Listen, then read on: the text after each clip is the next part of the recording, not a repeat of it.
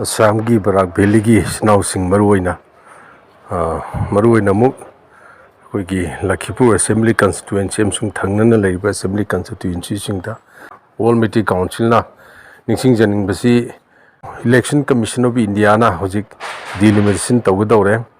मदुगी अहानब खुंथांग ओइना ASSAM दा गुवाहाटी दा election commission की full team member full team लाकना कोई पॉलिटिकल स्टेक होल्डर्स सिंग अदुगा CSO सिंग यावना मकोई ओपिनियन लौख्रे मदुदा ऑल मिटी काउंसिल ना अखोईगी ओइबा व्यू पॉइंट अखोई थमननबा अखोई उनबा चटपदा यामना पॉजिटिव ओइबा खोंथांगदा होखी अखोई याम सेंगना मतमदुदा अखोईगी उनगिबदुदा ऑल मिटी काउंसिल की ASSAM की प्रेसिडेंट लुसिंगदुना अखोईगी मेंबर मंगाना साबा टीमदुना अखोईना अखोईगी मणिपुरी सिंग की लेरिबा कनोसी अखोईगी पॉलिटिकल कनोसिदा यामना मतमदु 1976 ता तौबिरंबा डिलिमिटेशन दुना इनजस्टिस ते यामना फजना इनजस्टिस तौबिरमी हना अदुक फजना तौबा इनजस्टिस ता अखोई याम फजना मुक जस्टिस तौबियो हाइजबनी मतमदु अखोई खंगौदे मतमदु अखोई सी खंगौदबनीना अखोई दि इनजस्टिस तौबदो अखोई खंगिदेबा खंगिदबदुना सफकदि कोना तौरप फंगकपा अदुगा सिदि अखोई खंगे इनजस्टिस तौरमे अखोइदा अखोइबु मचेमचे थोंना थुगामी अखोई खुनबु खोखोई खुन अमखक ओइजबो खुनदो खुदम ओइना लखीपुरदा लेजबो खुनसी मचेत अहुम थोर खाइदोगा मचेत अमना थंगनबा सोनाइदा मचेत अमन अमदा स्माइ तौना खाइदो खाजिन तौरगा अखोई लेजरिबे खोजे पांगल सोंधनबा पॉलिटिकली अखोइबु डिप्राइव तौनबा सिलमबसे मसी अखोई खंगाबने ngasi मदु तौबिरनु हैना इलेक्शन कमीशन की फुल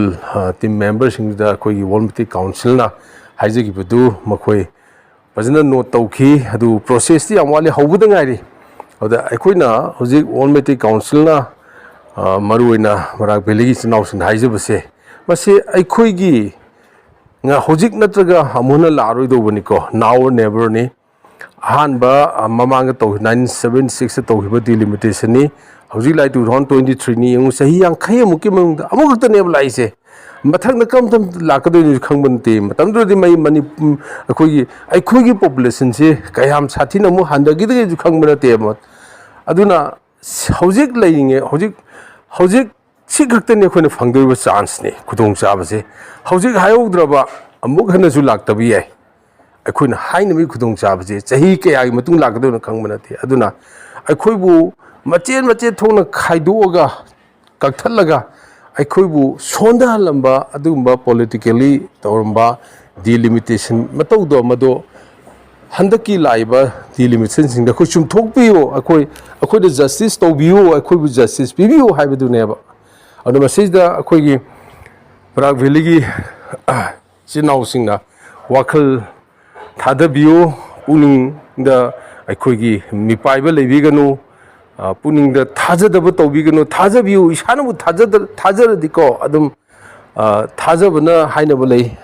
जिंजाव भौ मूव तौबनेनो जिंजाव लेंमनि थाजबा कोइ थाजबा थंगमदि हाइदिबा डिलिमिटेशन की प्रोसेस से मसिदा तौरिबा इलेक्शन कमीशन ऑफ इंडिया हाइबदी मदुना इलेक्शन कमीशन ऑफ इंडिया ना तौदोरिबा प्रोसेस सिदा फुल्ली ऑटोनोमस नि कनागुंबा पॉलिटिकल पार्टी अमतना कनागुंबा पॉलिटिकल लीडर अमतना मसे खुथिंजनबा यादेबा अखोइगी जस्टिस पिबियु हाइ मतमदा सोइदना तागनेबा तारोइदोबा याबा तारोइदोबा सुग्या यादेबा तादबा सुग्या सोइना तादौरिनेबा अदुना अखोइ करिउंदु चिंगनगुमदि चिंगनगुमसी अखोइना हाइबदो अदुम तागदोबनी तौदु अखोइना कमाइ तौना हाइबगे हाइबदो मदुदा लैरे मसिदा अखोइ करिउंदा चिंगनिंगाय लैते चिनाउसिंग अखोइ सोइदना हाइमिनसी मसि कनागुममतगी इंटरेस्ट अखोइगी इंटरेस्ट WMC इंटरेस्ट ते कनागुमतगी इंटरेस्ट अखोइ इसागी इंटरेस्ट नि इनजस्टिस तौबिरमबा इपाइसा अखोइगी इंटरेस्ट की दमतनी अखोइगी तुंगी चारोन छुरुंग इंटरेस्ट की दमतनी अखोइना हाइजरिसे मरम मसिना ऑल मिटी काउंसिल ना सिनाउसिंग मफन लाक्सबदा अखोइबु मतेंग पांगबियो अखोइ मयाम अमुक्तंग दि खुसन्नरगा अखोइगी अपुनबा वॉइस से अमुक्तंग लौमिनसी अखोइना ngasi थांगदब खोंथांग से अखोइ Tungi चारोन छुरुंगी दमतनी ngasi thangudraba amon laroi kudong chaba aduga akoina tawjagadawribase kanagum amatan jo ko yet piaroi atoba group no yet piaroi